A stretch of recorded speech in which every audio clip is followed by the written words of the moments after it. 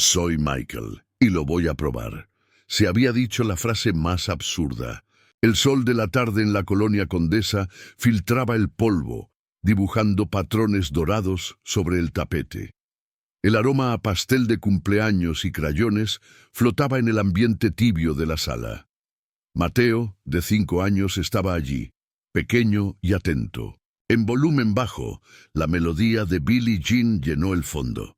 Sin previo aviso, el cuerpo diminuto se levantó y la suela del zapato rozó el suelo. Fue un moonwalk perfecto, ligero, imposible para un niño. La evidencia era el baile. Elena, la madre, vio la alegría pura de la infancia en el ritmo, una sonrisa que encendió la chispa de su antigua tristeza. Pero el ritmo, la postura y la precisión de ese deslizamiento eran de un cuerpo que había vivido décadas en el escenario, algo profundamente fuera de lugar en la escena familiar. El silencio de la fiesta engulló la música, y el aire en la sala se sintió gélido. Mateo se giró. Con la seriedad de un adulto, miró a sus padres e hizo su declaración imposible, transformando un día de celebración en un abismo de misterio. El crepúsculo de la tarde chilanga se derramaba sobre la Condesa, pintando de ámbar la sala de estar. El sol, exprimiéndose por la rendija de la cortina descolorida, iluminaba el polvo que danzaba en el aire, creando un escenario etéreo para la escena que estaba por venir. Allí, en aquel universo de normalidad repetitiva, la familia Rojas intentaba anclarse.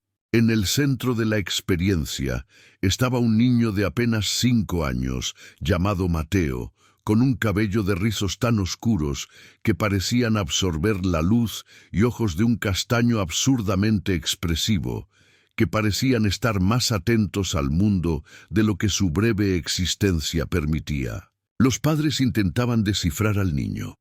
Elena, la madre, una profesora de primaria de 35 años, cargaba el peso sutil de una tristeza antigua que ella intentaba disimular con la prisa de las sonrisas. Era una melancolía heredada de un luto mal resuelto, la ausencia de un hermano mayor, un ferviente fan del astro pop que se fue en la juventud, en un accidente que paralizó el tiempo de Elena. Esa pérdida le había enseñado la fragilidad de lo visible. Gabriel, el padre, un ingeniero civil de 38 años, era lo opuesto. Él se aferraba a la lógica, a la rutina y a los números. Para él, el mundo era una ecuación exacta y la vida se resumía a lo que podía ser probado y medido. En aquel hogar, el afecto se medía en silencios cómodos y la alegría era la regla no escrita que necesitaba ser mantenida. Pero el cumpleaños de Mateo no terminó con la dulzura esperada. Los globos flotaban desordenadamente cerca del techo y el aroma a pastel de chocolate aún flotaba en el aire. En un volumen casi inaudible, un clásico de la música pop, Billie Jean, sonaba de una radio antigua. Mateo, que hasta entonces estaba absorto en sus regalos, se sentó en la orilla del tapete desgastado y de repente algo en el ritmo de la canción pareció jalarlo. Se levantó. No hubo aviso ni el torpe intento de imitación que se espera de un niño de su edad. El movimiento fue puro, preciso. Él inició el deslizamiento hacia atrás con la ligereza irreal de una pluma sobre una superficie de hielo. El cuerpo pequeño se movió con una postura que cargaba la memoria muscular de años de escenario y público. Era el moonwalk perfecto, terminando con el gesto final, la mano invisible tocando un sombrero que no existía en su cabeza. Elena se paralizó cerca de la mesita de centro. Sintió el aire acondicionado fallar y un escalofrío gélido recorrió su nuca, como si el alma de su hermano, el verdadero fan que ella no podía olvidar, acabara de pasar por ella.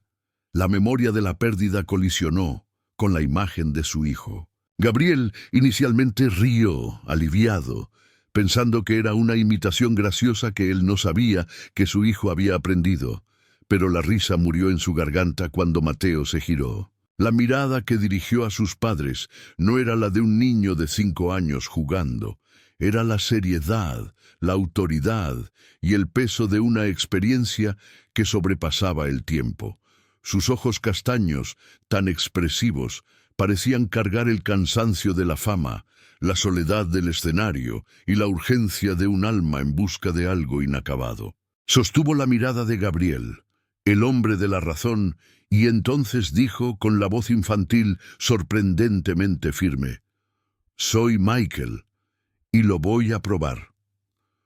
La frase, simple y directa, fue el gatillo que destrozó el espejo de la normalidad. No se trataba de un juego, era una afirmación que exigía una respuesta. El aroma a chocolate y la ligereza de la fiesta desaparecieron. La noche cayó sobre la condesa, no con el confort habitual, sino con el silencio inquietante de una pregunta que ninguno de los padres, el hombre de la lógica y la mujer de la nostalgia, osaba verbalizar. ¿Qué está pasando dentro de Mateo?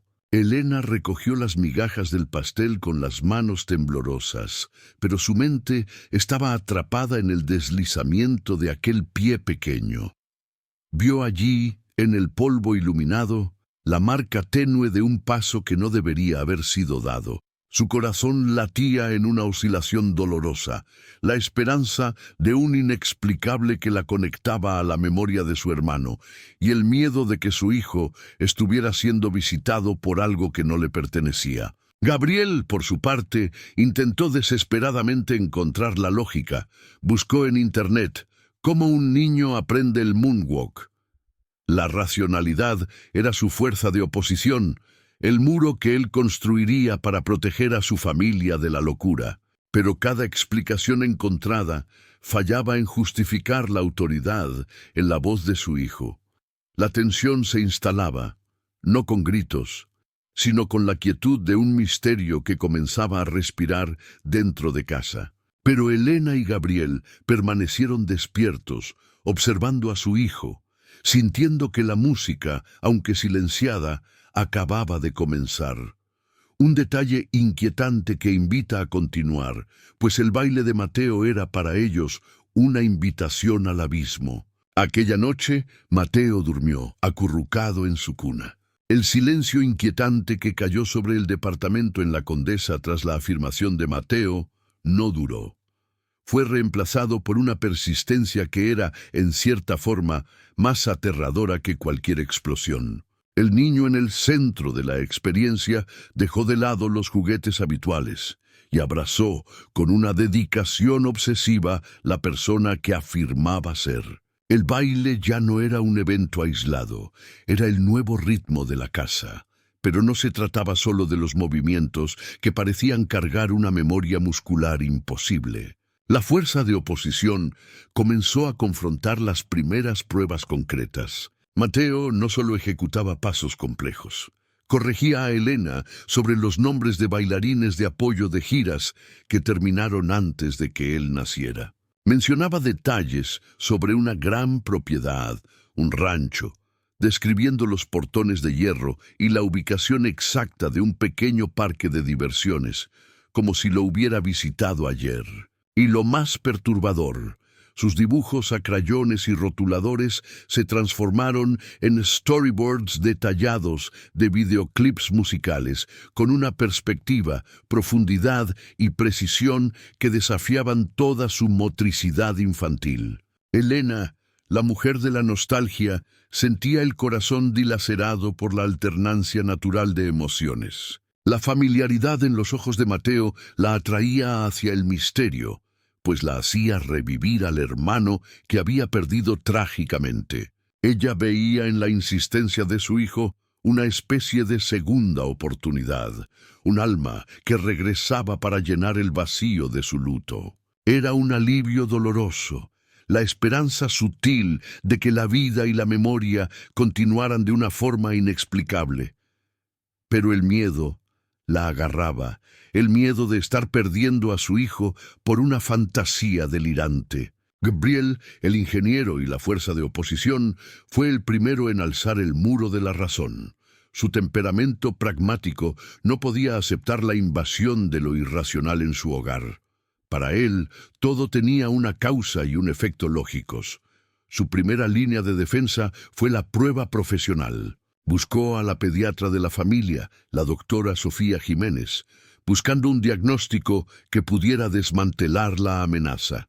El consultorio de la doctora Sofía, un lugar de olor aséptico y paredes claras, era el escenario ideal para el enfrentamiento entre la fe y la razón. Gabriel detallaba, con precisión técnica, las alegaciones de Mateo, sugiriendo términos como síndrome de Asperger, hiperfantasía o cualquier desviación psicológica que pudiera restaurar el orden en su universo. La doctora Sofía, una especialista con décadas de experiencia y una mirada escéptica entrenada, escuchó con paciencia controlada. Evaluó a Mateo y, a pesar de inicialmente estar inclinada a concordar con el padre, no encontró en el niño nada más allá de una inteligencia fuera de lo común y una capacidad de observación aguda.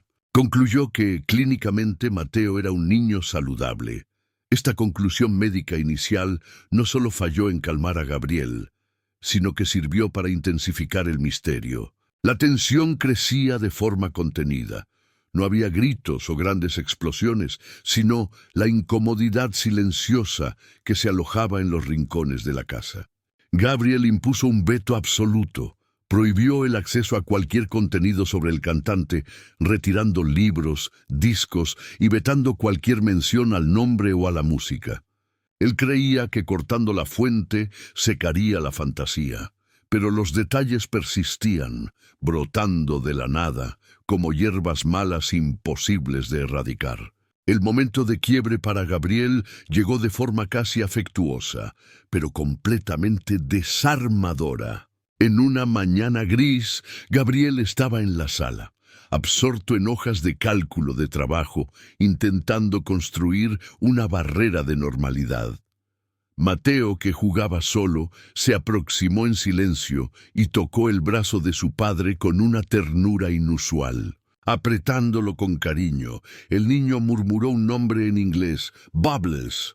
El sonido era suave, casi un secreto. Gabriel sintió el impacto como un choque eléctrico. Se apartó confuso y buscó el nombre en la computadora. El resultado que apareció en la pantalla era imposible.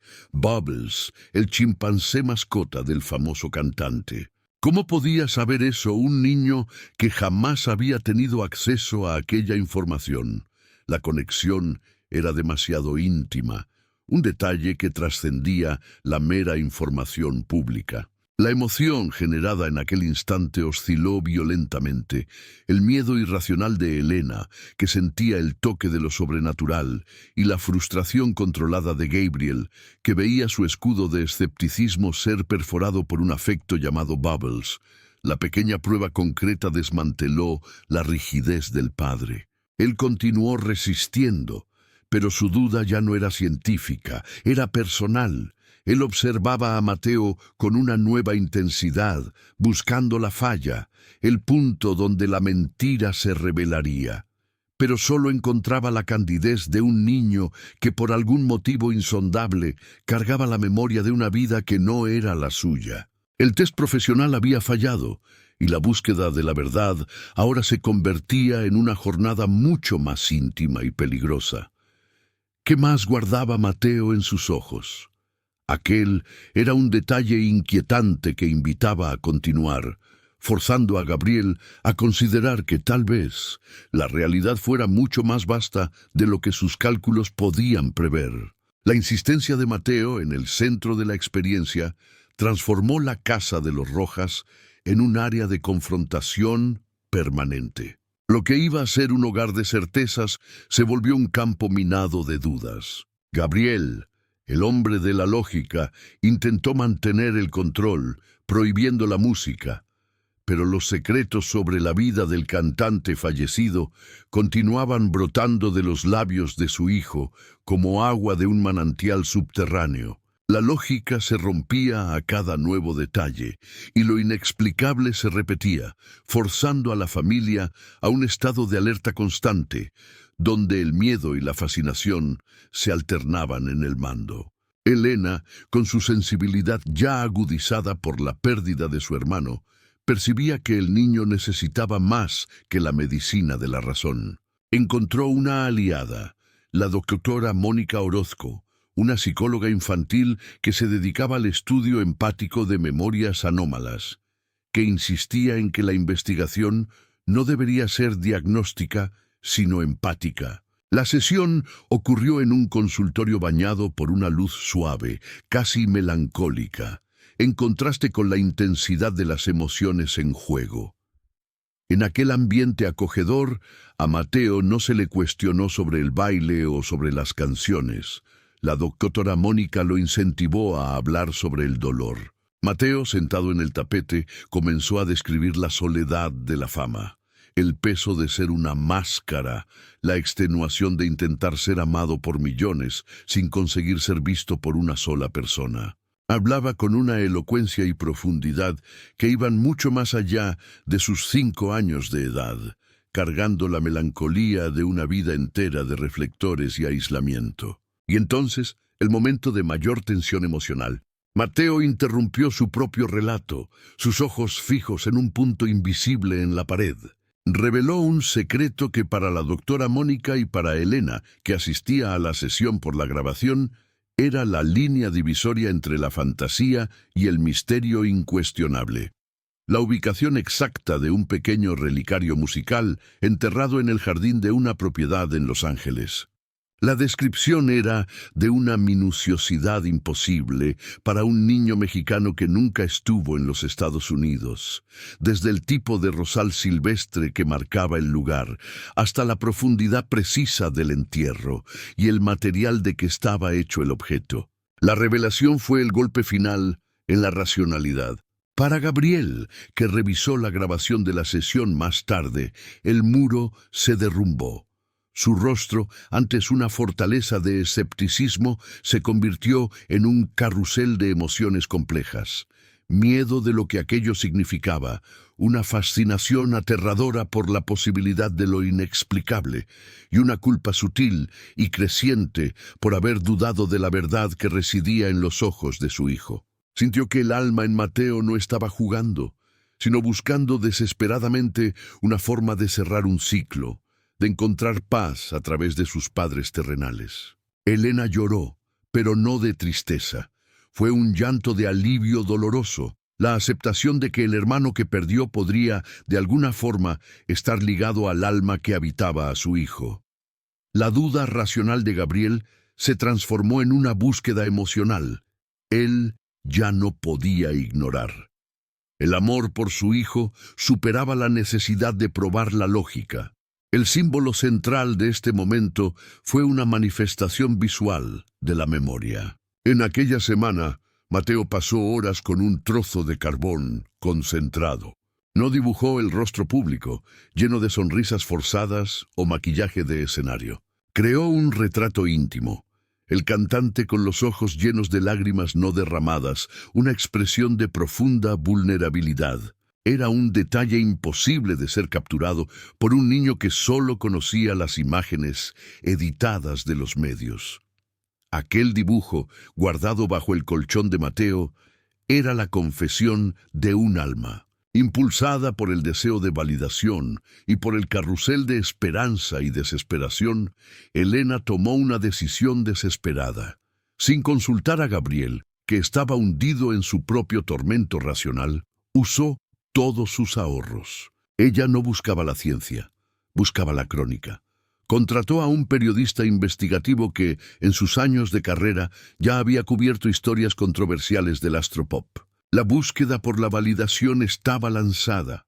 La quietud de la casa estaba a punto de ser rota por una confrontación con el mundo real. El quiebre de la lógica no fue el final, sino el punto de inflexión que los forzaba a entrar en contacto con el pasado de una vida que les era extraña, pero que ahora respiraba bajo el mismo techo. La pregunta ahora no era si la historia era real, sino qué quería el alma al traerla de vuelta. Un detalle inquietante que invita a continuar. pues la familia Rojas estaba a punto de cruzar el océano de la razón. La búsqueda de validación, iniciada por Elena, la persona en el centro de la experiencia, culminó en un evento que sería el parteaguas entre la duda racional y la aceptación emocional. Ella había contactado a un periodista investigativo que, movido por la descripción minuciosa del relicario y por la profundidad del dolor descrito por el niño, organizó una videoconferencia con una figura clave, un ex guardaespaldas particular del astro fallecido, una de las pocas personas que conocía la intimidad de la vida de aquel hombre. La sala de estar de los Rojas, el escenario de tantas dudas y confrontaciones silenciosas, se transformó en un tribunal de almas. La luz del día, filtrada e incierta, creaba sombras largas e inquietantes. Gabriel, el hombre de la razón, estaba presente. Su postura aún era tensa, pero el escepticismo que antes lo definía estaba corroído por la insistencia de las pruebas. A su lado, Elena sostenía la mano de Mateo con fuerza, como si intentara anclar al hijo a su realidad. Del otro lado del mundo, en la pantalla de la computadora, la imagen del ex guardaespaldas, un hombre de semblante cansado, surgía con la promesa de una verdad hacía mucho enterrada. Mateo, extrañamente ajeno a la seriedad del momento, jugaba con un carrito en el suelo, murmurando canciones inconexas. Era la calma antes del huracán emocional.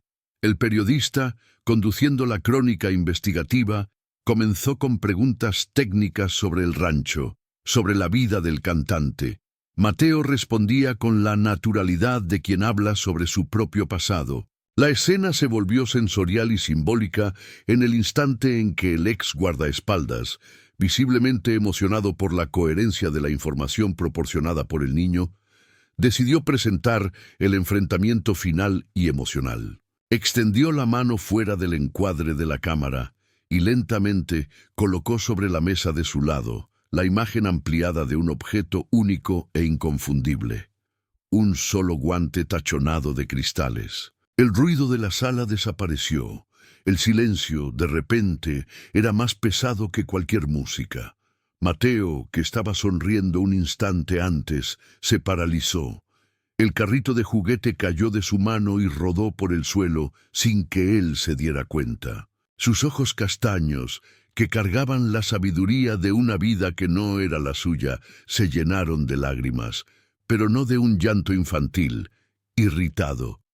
Era una tristeza ancestral, un dolor que venía de un lugar mucho más profundo que la memoria reciente. La emoción alcanzó el pico.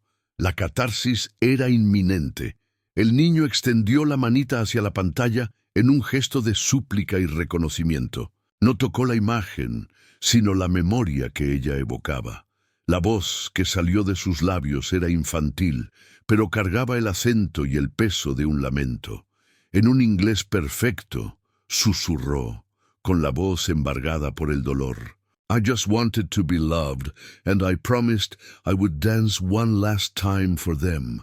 Solo quería ser amado, y prometí que bailaría una última vez por ellos.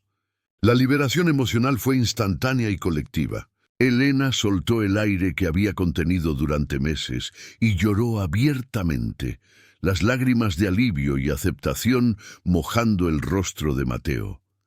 Gabriel, el escéptico, ya no pudo sostener la mirada de su hijo. Bajó la cabeza, sintiendo la armadura de la lógica desmoronarse en fragmentos de culpa y fascinación. La fuerza de oposición estaba en rendición total. Del otro lado de la pantalla, el ex guardaespaldas sollozó, incapaz de contener la emoción del reconocimiento. En aquel instante de confrontación interna entre la fe y la razón, entre el miedo y la aceptación, no había Michael Jackson, el astro pop, ni Mateo, el niño mexicano. Había apenas un alma confrontando su deseo más profundo de amar y ser amado. La prueba incuestionable no era el baile, sino la fragilidad humana, el secreto íntimo que ambos, la criatura en el centro de la experiencia y el ídolo fallecido, cargaban. la búsqueda incesante por afecto. La tensión alcanzó el pico y, en lugar de explotar, se disolvió en una verdad simple y abrumadora. El pasado había encontrado el presente, no para ser juzgado, sino para ser aceptado. La fase de resolución estaba cerca. Un detalle inquietante que invita a continuar, pues la danza final de Mateo estaba a punto de concluir. El momento de mayor tensión emocional había pasado, y lo que siguió no fue una explicación, sino la paz. La fase de resolución del conflicto no trajo respuestas científicas o certezas absolutas, sino que entregó a la familia Rojas algo mucho más profundo: el alivio. El periodista investigativo, tocado por la escena y por la seriedad de la persona en el centro de la experiencia, confirmó la historia del relicario, pero, por un respeto reverente a la fragilidad de aquella alma y a la privacidad de la familia del cantante, decidió no divulgar la información. La historia extraordinaria de Mateo se convirtió en un secreto íntimo, un tesoro de afecto guardado entre ellos, un recuerdo de que la vida y la muerte dialogaban de maneras que el ser humano racional aún no conseguía catalogar. Gabriel, el ingeniero, el hombre que siempre buscó la lógica, fue el más transformado. La fuerza de oposición no fue vencida por un argumento, sino silenciada por un afecto mayor. Dejó de intentar explicar el baile, la memoria, los detalles íntimos. En lugar de buscar una causa, comenzó a simplemente observar a su hijo con una ternura que solo el misterio permite. Percibió que la vida no necesitaba ser una ecuación resuelta para ser bella. La aceptación de Gabriel era la prueba de que la razón podía, sí, coexistir con lo inexplicable, siempre que el amor fuera el puente entre ellos. El desenlace para Mateo fue gradual. La persona se desvaneció con la misma sutileza con que había surgido. El niño gradualmente dejó de hablar sobre el astropop. La urgencia de probar la verdad fue cumplida en el instante de aquel lamento sobre el guante, a la hora en que el pasado fue confrontado con el presente. Lo que restó fue el niño de 6 años, pero con una calma y una madurez recién adquiridas, como si una gran responsabilidad hubiera sido finalmente entregada. La única permanencia física y simbólica de aquella jornada era un cariño inexplicable por guantes blancos y una inclinación natural y casi innata para el compás de la música. El alma había completado su misión. Elena encontró la paz. Su tristeza antigua, ligada a la pérdida del hermano, parecía haber sido curada por el misterio. La familiaridad que ella sentía en la mirada de Mateo ya no era una aparición, era una conexión, la certeza de que la vida trasciende las barreras de lo visible. Guardó el dibujo a carbón, el retrato íntimo, como la prueba incuestionable de que su hijo era un portal para una verdad mayor, un mensajero de un amor que buscaba redención. La historia termina con doble cierre, en un tono de melancolía y esperanza. Emocionalmente, Elena y Gabriel encontraron un alivio tierno. Entendieron que el alma en Mateo había cumplido su última danza, no en un escenario para ser aplaudida, sino en el silencio de su sala para encontrar el amor y la aceptación que la fama, en su vida anterior, no le dio. El ciclo se cerró, y la energía de la memoria se calmó, dejando apenas la esencia de la criatura. Reflexivamente, la crónica investigativa se vuelve hacia el momento final. El narrador observa a Mateo, ahora con 6 años, jugando en el patio de la Condesa. La luz del final de la tarde ya no es ámbar, sino un azul profundo y reflexivo. No está bailando, está absorto, mirando a la luna nueva que despunta en el cielo oscuro, el mismo astro que su yo anterior cantaba y contemplaba. Su mirada carga la melancolía poética de quien vio el escenario apagarse. La luz de la fama es efímera, pero la búsqueda por amor es la melodía eterna del alma humana. La hierba bajo sus pies es suave, y el silencio del patio es el nuevo ritmo de su vida. ¿Qué sucede cuando la canción de una vida interrumpida encuentra su último acorde en la voz de un niño? El alma escoge regresar para ser amada y no para ser aplaudida. Y si la verdadera reencarnación no es la repetición de un papel, sino la búsqueda incesante por un cierre emocional, un deseo de ser finalmente visto y amado sin la máscara del espectáculo.